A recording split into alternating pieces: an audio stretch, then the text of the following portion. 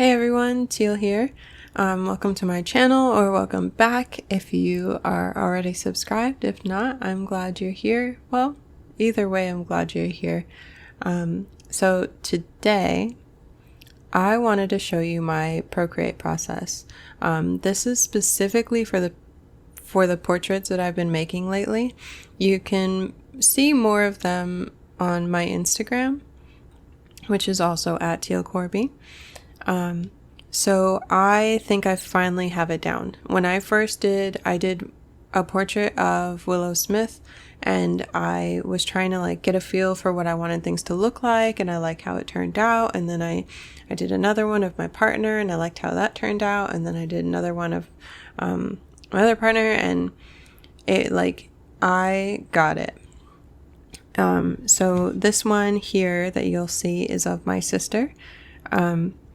So basically what I do, I start off by choosing some random nice background color that sparks joy to me. Sometimes it's related to the person. Like, for example, I like yellow, so the background on my self-portrait is yellow. Sometimes it's just like a vibe that I get from people. In this case, it was a vibe. I actually don't know my sister's favorite color. Courtney, I'm so sorry. So I start with the background color, and then I go in and I use there's a plane passing by. I live a mile down from an airport. Okay. So I start off using the 6B pencil. Just as a note, I haven't downloaded any other people's Procreate brushes. So I only use what's already in Procreate, and I'm not the type of person to fiddle around with things, so I have not changed any settings. So these brushes should be the brushes if you have Procreate that you have, that they give you. So I use a 6B pencil, and I start sketching out the picture. I keep the picture in the window as reference. Sometimes I'll put it in a separate window because my iPad can do the multi-window thing. And I'll sketch it out. And then once I feel like I've kind of got the sketch, but I know some things are off because, okay, now there's sirens. But yeah, so when I know things are off, I'm not perfect, I'm not amazing, things happen. So what I do is I enlarge the picture so it matches up with what I've drawn so far, and I go ahead and I adjust the things that are not quite right, because in the past when I've done digital drawings, I'll get really far into it and then realize something is totally wrong, and it's so difficult to change. Either I don't want to change it, or I give up, or I don't want to share it because it just isn't right. Especially because most of the time these are of actual people with actual references from photos, and I wanted to have a likeness to them. So I go ahead and I do that. I adjust whatever I need on my sketch layer, and then I shrink the photo back down. Then I go ahead and I try to find the skin color. Now, this is really hard for me. I have a really hard time understanding colors digitally. I'll pick a color, I'll think it looks exactly like the picture, and then I start coloring and it's way off. So sometimes I'll use the eyedropper and get a color, sometimes not. I just try to fiddle around with it. And once I get the color, I use the monoline pen at the largest.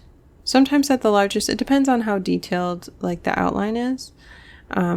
But I'll go around the outline of the face, or in this case, it's the whole body. And then I'll fill it in with that base color. Then what I do is I go in with the Eagle Hawk brush, and I start shading in the large areas of darkness and lightness and whatever tones of color that I can pick up. This is another thing I'm working on, because I know people are not just one color and then, a lighter shade and a darker shade of it. People are so many colors. It's crazy. So I've been working on that. And then after I lay down the main shadows and the main lights, I go to the smudge option and I choose Eagle Hawk again. And then I smudge with the Eagle Hawk so it kind of blends out a little bit, doesn't look too smooth, doesn't look too rough. And then after that, I go in, I kind of switch between the 6B pencil and the HB pencil. What I like about the HB pencil is when you hit it on its side, which is what I generally do for a lot of this, is it's very soft. Like it's very, very soft and smooth, and it just feels really nice, like a nice grain. It's almost like if you're into photography, fun fact, my major's in photography, and I went to a school that prioritized black and white film, traditional printing techniques before you can even try to do digital. They changed their curriculum now, but before, when I was in there, we were in the darkroom. So if you're familiar with photography, it's the feeling that you get when you have a really, really quality paper and a really, really quality film negative, and you print on that paper and you can hardly see the little dots of each little dot of silver gelatin. That's what I'm talking about. Sorry for that tangent. Hope you enjoyed if you're into photography. And with the 6B pencil, there's not as much of that. It's a little bit more rough and, of course, a bit darker, but that's the nature of a real life 6B pencil. So I switch between those two to put in the details. I, make the dark spots really dark. Whatever has a dark outline, I do. So, like I said, I add in the details using a HB pencil or a 6B pencil. And I go to town. I try to reference the photo the whole time so that I can make sure I'm not putting in any small details that might change the look of the face or the shape. And then once I go ahead, so you'll see, I do the skin first. So whatever features are on the skin, I do first.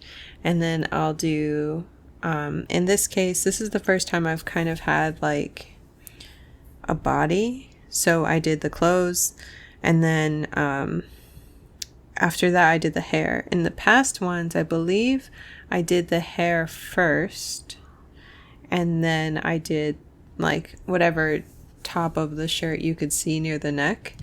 And I do the same process for the clothes and for the hair. I block in a section with the monoline, and then I go ahead and add like major shading with the Eagle Hawk, and then I go in with the finer details of the 6B or the HB pencil. I've definitely been feeling the HB pencil a lot more lately than the 6B, but sometimes 6B just kind of sneaks into there. And yeah, that's so once the figure's good, sometimes I'll enlarge the photo again and kind of make the painting part transparent to make sure everything's really lining up. And then once it's good, I go back to the background and I try to add an element. Oh wait, before I do that, I put in another layer, a solid layer of a color. Lately, I've been using more warmer colors like oranges or yellows, and I fill the layer and then I change it to, usually I end up changing it to a soft light layer, and I go through each and every one to make sure that's, the vibe that I want, but it always ends up being the soft light one for some reason. And then after I do that, I add some sort of element to the background. So in this one, I added, let me see, Myrtle, Myrtle. It's in the vintage section. I added that to the back, and then I used an airbrush to kind of erase out the top part of it because I liked the idea of it fading. And yeah, then that's it. Then I export it. I will generally send it to my partner to see, what they think of it, what I can improve, if I need to adjust anything very important. And then once I'm done, I'm done. I print it out usually on watercolor paper so I can photograph it for Instagram. I'll show you here. And the reason I do this is to keep it in my aesthetic of my Instagram, because I feel like when I post just plain old digital images, it just doesn't have the same impact on my feed. And then it's done. That's my Procreate process. I'm really glad that you guys wanted to know how I make my Procreate portraits, and I hope you enjoyed. If you did, feel free to please like my video and subscribe. Have a great day, night, week, weekend, whatever it is for you. And I'll see you next time, sunshines.